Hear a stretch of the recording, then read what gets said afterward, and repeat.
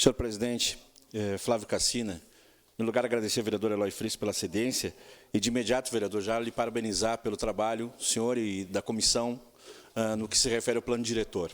Eu fui testemunha também da maneira com que vocês trabalharam, da maneira árdua, democrática, durante esse tempo todo, responsável, sempre ouvindo todas as partes, não só um segmento. Sou testemunho porque sou seu vizinho ali de gabinete, das inúmeras visitas que o senhor recebeu, de quantas pessoas o senhor recebeu, da forma democrática, inclusive dentro do partido, que Vossa Excelência tirou as nossas dúvidas como integrantes do PSB a respeito do plano diretor. Então, quero lhe parabenizar. E, aliás, dizer, presidente Cassina, que essa votação hoje foi histórica, né? Uma votação histórica, e ao contrário do que alguns... Tem algumas pessoas, inclusive ligadas ao meio empresarial, que acham que há uma disputa, sempre uma disputa política entre o executivo e o legislativo. Aí, às vezes a gente encontra essas figuras por aí e eles sempre vêm com esse discurso, vereador Friis. Vocês ficam brigando com o prefeito. Figuras representativas, integrantes, inclusive, de sindicatos empresariais, que ficam sempre querendo colocar eles como intermediadores de um processo. Não existe intermediador, não existe disputa política, não existe briga, ainda mais em relação ao plano diretor. Todos aqui estávamos pensando na cidade. Inúmeras audiências, inúmeros encontros, inclusive com todas as entidades empresariais, e não só com as entidades empresariais, com entidades representativas de trabalhadores, entidades comunitárias, enfim, democracia é o que não faltou. E como disse o vereador Gustavo Toigo, eu acho que até democracia é demais, né? Se discutiu muito a questão do plano diretor. Então, eu fico muito indignado quando eu ouço de algum representante de alguma entidade que diga nós estamos intermediando uma disputa entre vocês, do Legislativo, e o Executivo. Aliás, eu não consigo nem entender como que o Conceplan, que é o Conselho de Planejamento, tem dentro dele um outro comitê que discute essas questões. Quer dizer, para que um comitê dentro de um conselho mais reduzido ainda, com outras entidades, como SIC, CIMEX, se todas essas entidades já foram ouvidas pela Câmara de Vereadores? As audiências públicas, a Câmara saiu daqui e foi até essas entidades. Então, que não nos acusem de não termos dialogado, que não nos acusem aqui de não estar querendo o melhor da cidade, porque isso é uma inverdade, porque a Câmara de Vereadores trabalhou incessantemente para o bem da cidade através desse plano diretor. Eu quero entrar essa questão, vereador Bandeira, que o senhor traz do interior. Eu lembro aqui também, ontem eu resgatei aqui uma audiência pública da RGE, que aconteceu em março, foi uma sugestão do meu gabinete, atendida pela SEDUT, e que teve aqui uma série de repercussões. E, enfim, as pessoas ligadas ao interior vieram aqui e cobraram veementemente a RGE de uma série de demandas. A RGE diz que cumpriu, que atendeu boa parte dessas demandas. Mas lembro também, vereador Bandeira, que, numa ocasião, o vereador Velocino, esteve aqui também o diretor do PROCON, o diretor Luiz Fernando Roll. Ele esteve aqui, eu acho que numa tribuna livre. E eu lembro muito bem do que disse o diretor do PROCON naquela ocasião, que até o final do ano, deste ano, todo o nosso interior estaria atendido pela telefonia móvel. Foi o que ele disse aqui, eu posso resgatar a ata. Bom, internet é isso que o vereador Bandeira falou. Em locais como, por exemplo, São Valentim da Segunda Légua. Quem vai para São Valentim da Segunda Légua, quem vai para a região de Loreto, pode esquecer telefone. Não tem como falar com ninguém, fica incomunicável. Terceira Légua é a mesma situação, e boa parte do nosso interior é essa situação, com telefonia celular. Telefonia móvel também é um problema, porque nem orelhão no interior mais tem. Tem o orelhão lá físico, mas não funciona mais. E o diretor do PROCON disse aqui numa tribuna livre que até o final do ano havia um compromisso com a Oi, me corrija se eu estiver errado, de que todo o nosso interior estaria assistido e teria a telefonia. Essa foi a boa notícia, né, vereador Cassina? Essa foi a boa notícia que ele trouxe naquele dia. Telefonia fixa. Todo o nosso interior terá telefonia fixa, que é um problema em várias localidades do interior. Então, nós estamos hoje no dia 13 de novembro e o final de ano já está aí.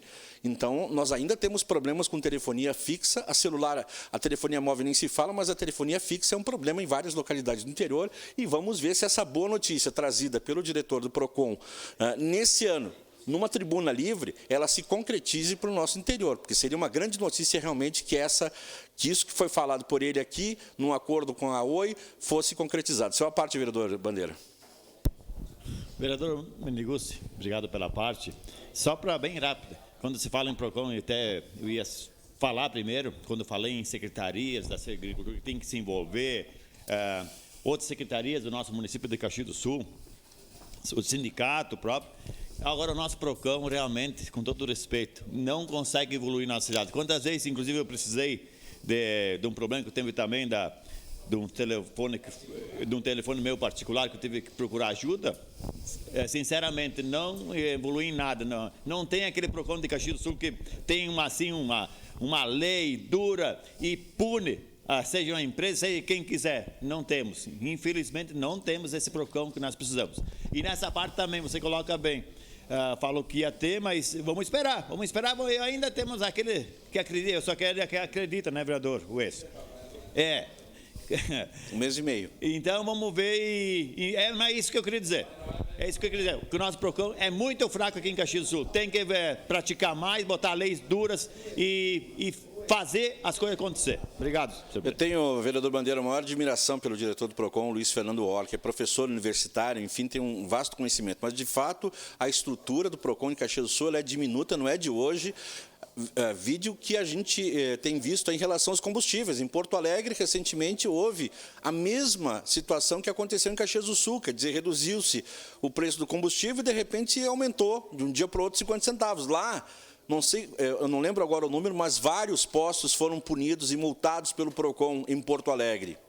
Em Porto Alegre, os postos foram multados. A multa não é lá essa coisa, mas teve multa, teve uma ação efetiva do PROCON. Aqui aconteceu a mesma coisa em Caxias do Sul. Os postos baixaram em torno de 50 centavos o preço do combustível e, de repente, numa forma orquestrada, organizada, com resquícios de cartel, aumentaram e hoje a gasolina está por R$ 4,50, R$ 4,60 e é esse o preço. E não houve uma ação efetiva por parte do PROCON para punir, para fiscalizar os postos de combustíveis, como houve em Porto Alegre. Então, é importante o que o senhor destaca, vereador Bandeira, porque realmente nós precisamos, o futuro governo, vereador Cassina, que pode ser o prefeito, em um ano o senhor pode dar jeito nisso, é dar uma estrutura maior para o PROCON, para que o PROCON tome de forma efetiva, né, haja aqui em Caxias do Sul. Então, são situações simples que qualquer gestor poderia fazer, para dar essa tranquilidade para a população, que quando precisar, procure um órgão como o PROCON para tomar essas iniciativas. E para encerrar, senhor presidente, eu quero mostrar minha preocupação com um pacote do governo, eles chamam de Programa Verde e Amarelo, que, bom, melhor alguma coisa do que nada. Nós não temos nada. São 3 anos, 2 do governo Temer e 1 do governo Bolsonaro, em que não há um indicativo de melhora. São 3 anos, que é tudo a mesma coisa, né? Governo Temer e governo Bolsonaro, para mim, é a mesma coisa. Não há um indicativo de melhora no que se refere a emprego. Aí lança um pacote verde e amarelo, em que a ideia é estimular emprego para jovens. Que é a faixa que mais está sofrendo, de 18 a 29 anos. E, num primeiro momento, havia a possibilidade de incluir também pessoas acima de 60 anos. Só que as pessoas acima de 60 anos foram retiradas desse pacote. E ficou-se apenas com os jovens, o que é bom, em partes, mas, enfim, tira direitos do trabalhador também. É um pacote que preocupa, que precisa ser melhor debatido. Nós temos 12 milhões de desempregados no país, em torno de 25 mil desempregados em Caxias do Sul. O Rio Grande do Sul, a indústria está cada vez mais recuando, a queda na economia é muito grande no Rio Grande do Sul. Em Caxias do Sul há uma estagnação e a faixa etária que mais está sofrendo é a faixa etária dos 17 aos 29 anos. Agora, a reforma trabalhista, que resultado surtiu até agora? Para a questão do emprego. A reforma da Previdência, bom, nós vamos sentir o resultado em breve. Em breve nós vamos sentir o resultado disso, porque atacou de cheio quem ganha menos. A classe trabalhadora. E o pacote verde e amarelo, que, entre aspas, oferece benefícios a empresas que empregarem jovens de 18 a 19 anos, quer dizer, mais emprego, entre aspas, e menos direitos. Quer dizer, até a taxação do seguro-desemprego. Quer dizer, tu pune o desempregado para tentar, entre aspas, melhorar a vida de quem vai se empregar. E algumas empresas, corre-se o risco aqui de algumas empresas só se utilizarem desse pacote, porque 25% pode ser utilizado para isso, para pagar menos impostos, né? Para aliviar, entre aspas, a sua folha, mas, de qualquer maneira, precarizar também a contratação da juventude. Então, por um lado, tem aí uma coisa boa, um sinal positivo, mas, de qualquer maneira, é bom que a gente debata muito isso, porque tem muita retirada de direitos dos trabalhadores nesse pacote do governo federal. Era isso, senhor presidente. Obrigado.